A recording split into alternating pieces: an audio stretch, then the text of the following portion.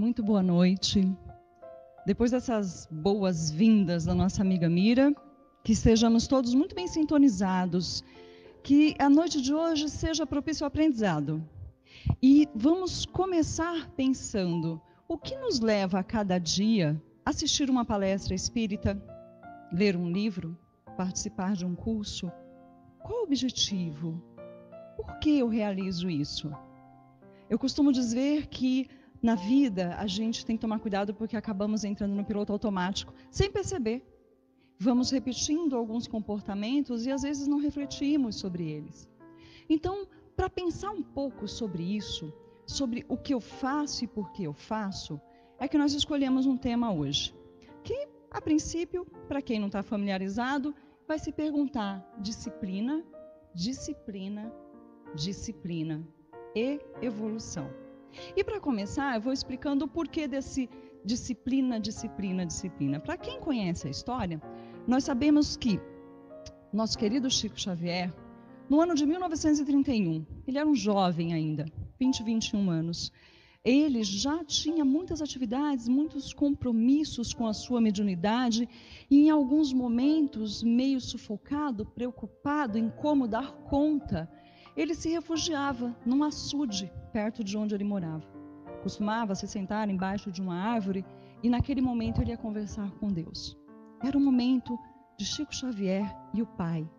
E ele pedia orientação, ele pedia como fazer da melhor forma, encontrar caminhos no meio daquilo que muitas vezes era bastante tumultuado na vida desse nosso irmão tão especial. E teve um dia que na prece dele, ele observa uma luz se formando em sua frente em forma de cruz. E dali aparece um senhor, um jovem senhor, vestido à romana, que se apresenta. Era Emmanuel. E Emmanuel pergunta diretamente para Chico: quer mesmo trabalhar a sua mediunidade com o Cristo, com o Pai? E Chico pergunta: sim, eu quero, mas o senhor acha que eu consigo? E Emmanuel fala: não lhe faltará o amparo da espiritualidade, desde que você siga os 3 passos, as 3 etapas. E Chico pergunta: qual a primeira? Emmanuel: disciplina. Meio sem jeito, ele: e a segunda? Disciplina. E completa: disciplina. E nós percebemos aí, e vamos retomando essa imagem do Chico com Emmanuel, ao longo do nosso bate-papo hoje, da nossa conversa daqui, e vocês daí observando junto comigo. O que acontece? Chico tinha algo muito bem definido, um objetivo de vida muito claro. E para nós espíritas, sabemos que ao reencarnar nós temos um planejamento, nós temos alguns propósitos na nossa existência. E é por isso que eu chamo a cada um hoje para refletir e de vez em quando se perguntar, ou perguntar ao Pai: Senhor, qual o teu propósito comigo? Porque quando Emmanuel traz para o Chico as diretrizes de uma existência que foi bastante recheada de trabalho, ele também trazia o suporte necessário. Por que seria diferente conosco? Então nós devemos nos perguntar sim, qual é o nosso propósito? E vamos lá, para refletir um pouco. Quais são os nossos objetivos? Se eu fizer essa pergunta agora para você, que está aí em casa assistindo aqui Atitude de Amor, qual é o nosso objetivo de vida?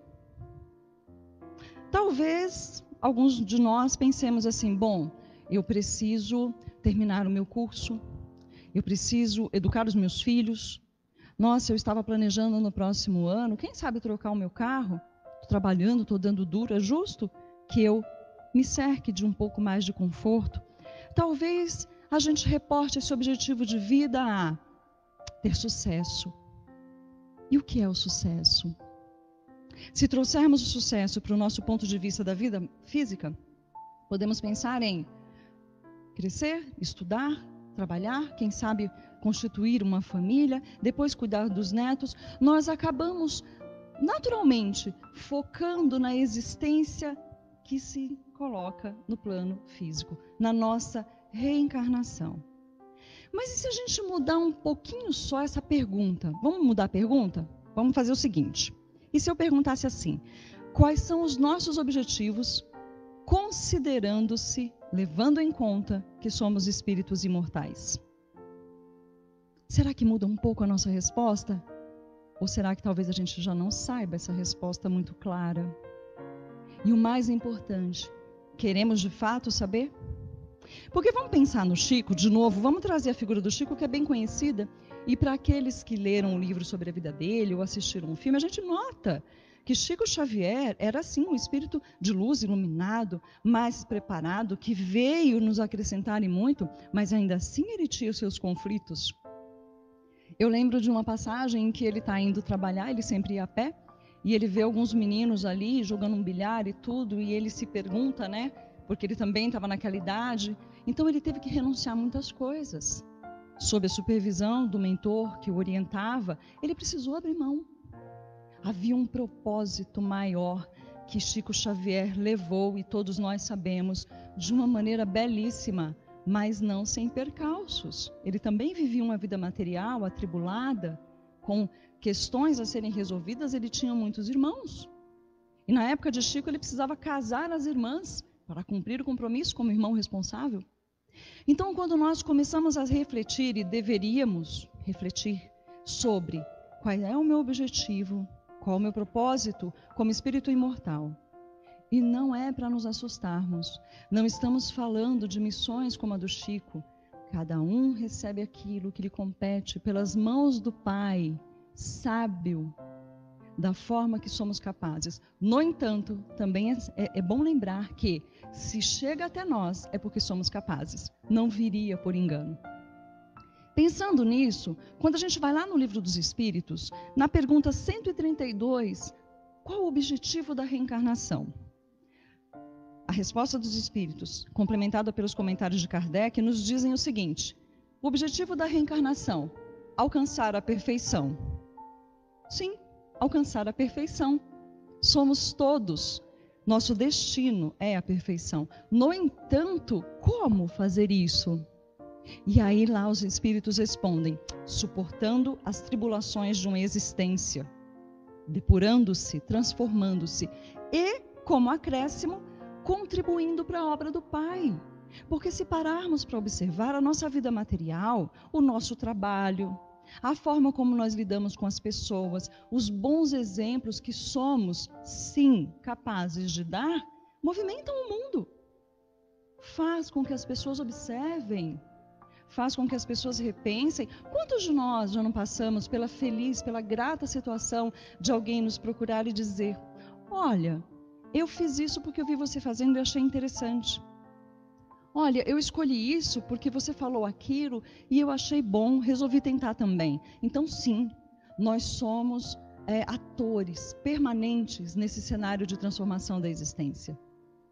E aí vocês podem me dizer: mas Viviane, qual aí entra a questão da disciplina tão colocada, repetida e reafirmada por Emmanuel?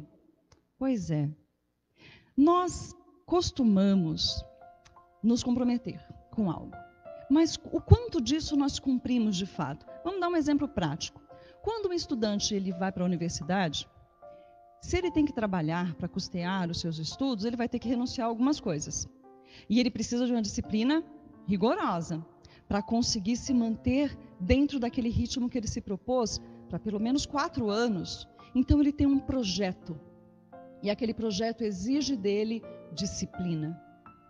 Mas da mesma forma como precisamos ser disciplinados para pagar uma parcela de um carro, para fazermos um curso, estudarmos para uma prova, precisamos começar a refletir sobre o quanto somos disciplinados, perseverantes naqueles desafios que são os nossos propósitos de vida como espíritos imortais.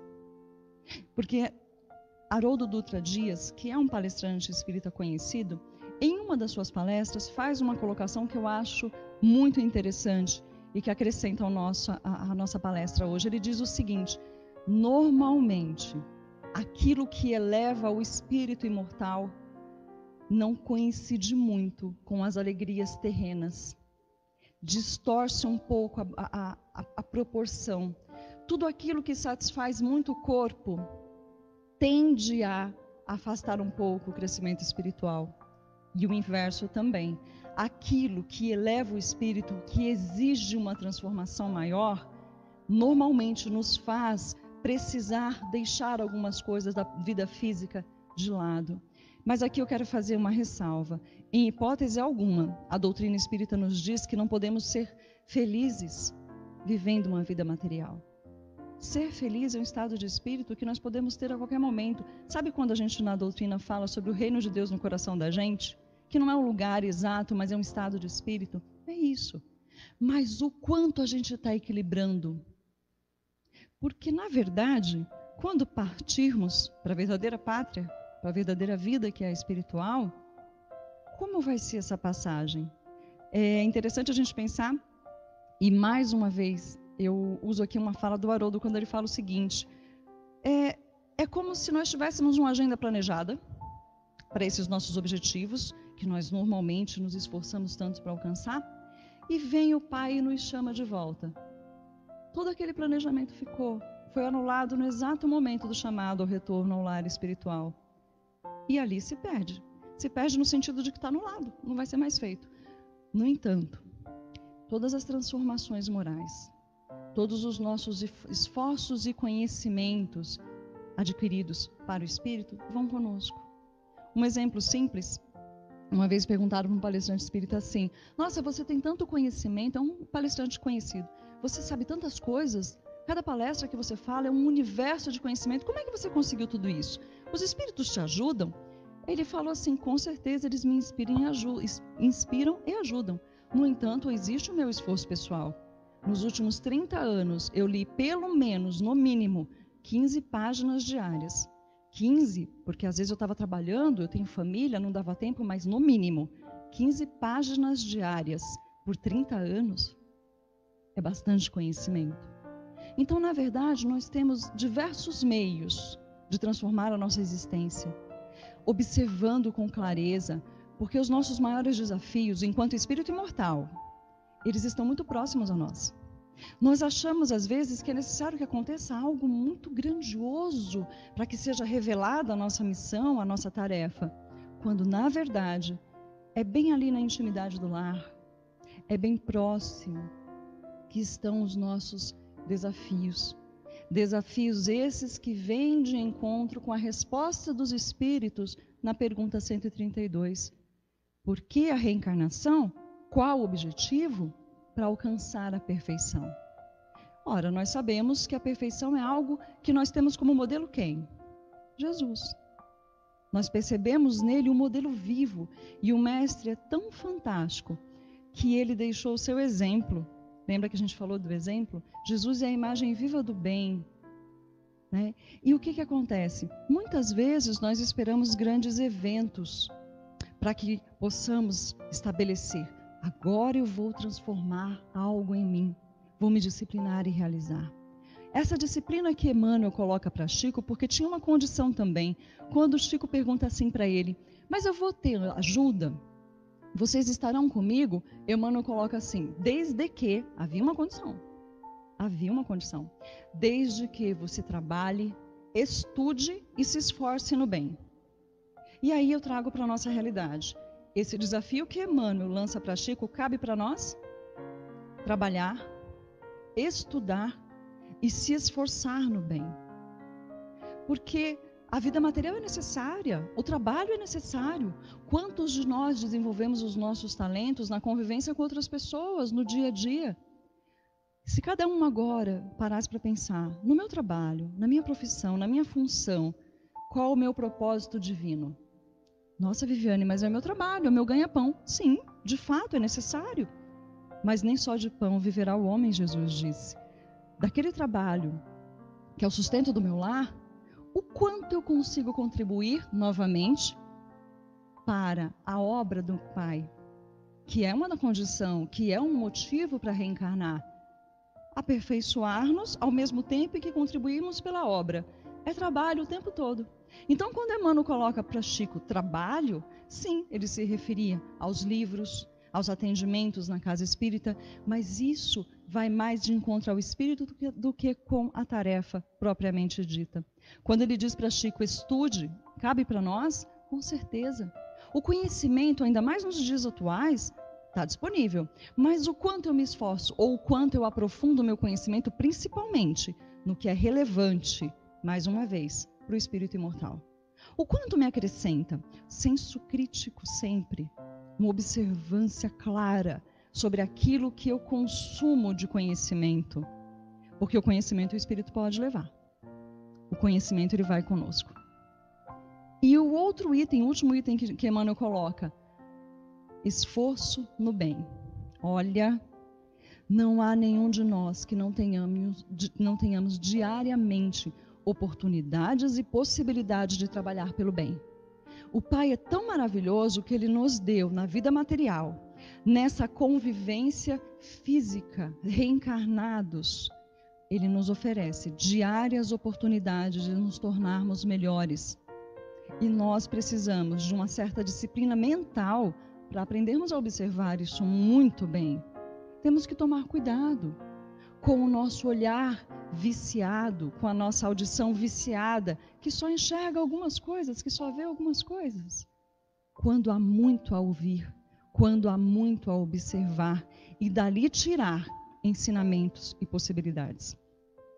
Quantos irmãos, e quando eu falo disciplinar o olhar, olha, é disciplinar mesmo. Eu costumo pedir a Deus, em prece, que me ajude a enxergar melhor as pessoas e as circunstâncias. Sabe aquela frase que os antigos nos diziam, cheia de sabedoria, né? Há males que vêm para o bem. Nossa, isso encaixa perfeitamente na justiça divina. Existem situações em nossa existência que não atendem ao nosso desejo imediato, porque o nosso desejo imediato reflete o nosso espírito encarnado, a nossa vida agora, que eu quero que atenda.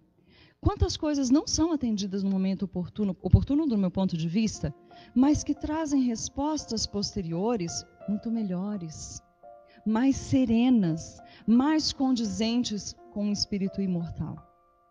Então nós precisamos disciplinar o ouvido para filtrar melhor e para ouvir os apelos nas entrelinhas daqueles que nos dizem coisas nem sempre tão boas.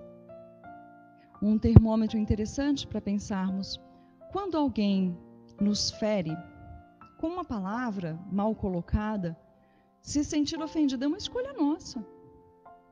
Não é porque o outro me joga um dardo que eu tenho que abrir os braços e receber este dardo. É eu que aceito a ofensa. E aí eu aceito a ofensa e devolvo. Então, quando a gente fala em disciplina mental, é treinar os lábios para palavras mais simples. Se eu não puder dizer nada de bom, que o silêncio seja o meu posicionamento, é respeito. Se o outro me atinge, que eu me esforce em não me deixar atingir, porque isso diz respeito aos objetivos da nossa encarnação. Trabalhar, burilar isso que em nós ainda é muito latente. Nossa primeira reação é o julgamento. Se nós pararmos para observar, chega a ser quase automático. Lembra do comentário inicial? Vamos sair do piloto automático? Vamos pensar assim: se hoje, porventura, o Pai me chamasse de volta, ao adentrar a vida espiritual, o que eu tenho para oferecer? Tudo que eu planejei materialmente, que eu construí, o que eu cuidei, ficou. Mas o que eu tenho como espírito, como irmão, para dizer ou para oferecer?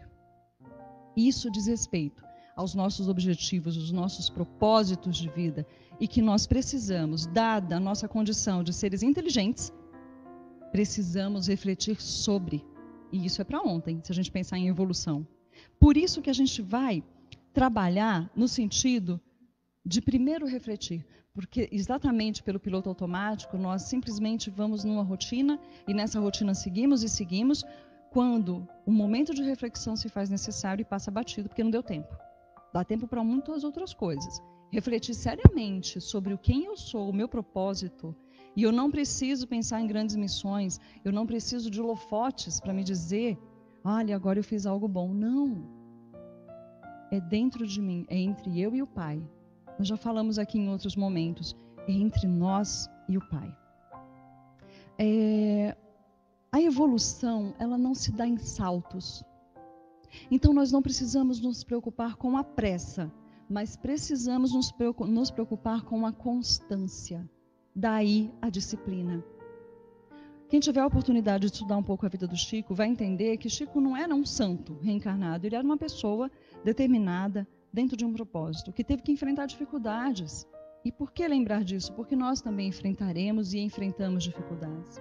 A transformação espiritual é o objetivo maior, mas o caminho entre o que nós somos hoje e o que nós queremos ser são esses passos diários, não saltos, mas pequenos passos, firmes, constantes e conscientes. Nós não podemos mais alegar ignorância de fatos e de conhecimentos. Nós estamos num mundo em que acesso à informação não é difícil. Nós espíritas, nós que abraçamos a doutrina, temos muito material. Algumas pessoas às vezes questionam novos conhecimentos da doutrina, avanços, e eu me pergunto, já realizamos aquilo que temos em mãos? Já conseguimos olhar tudo que já nos foi ofertado e usar isso como alavanca para a transformação? Novamente, são nas pequenas oportunidades diárias que nos encontramos com Jesus. Quando a gente pensa em Jesus, algumas vezes pensamos no Cristo crucificado, ou pensamos nele como se ele estivesse tão distante. E aí a doutrina vem, maravilhosa e consoladora, nos dizer que são nas pequenas oportunidades diárias, nos acontecimentos aqueles mais simples, que o Mestre se coloca diante de nós. E para ver melhor, para ouvir melhor e para falar melhor, é necessário disciplina, disciplina, disciplina. E aí sim vem a evolução, um passo de cada vez.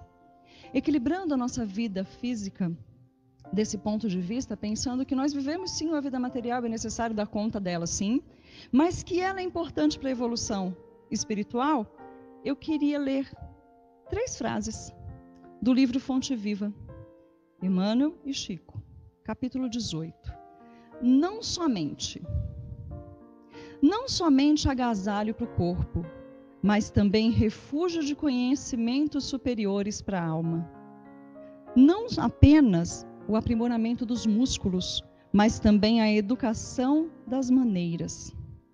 Não somente a cirurgia que tira o mal orgânico, mas igualmente o esforço próprio que anula o defeito íntimo.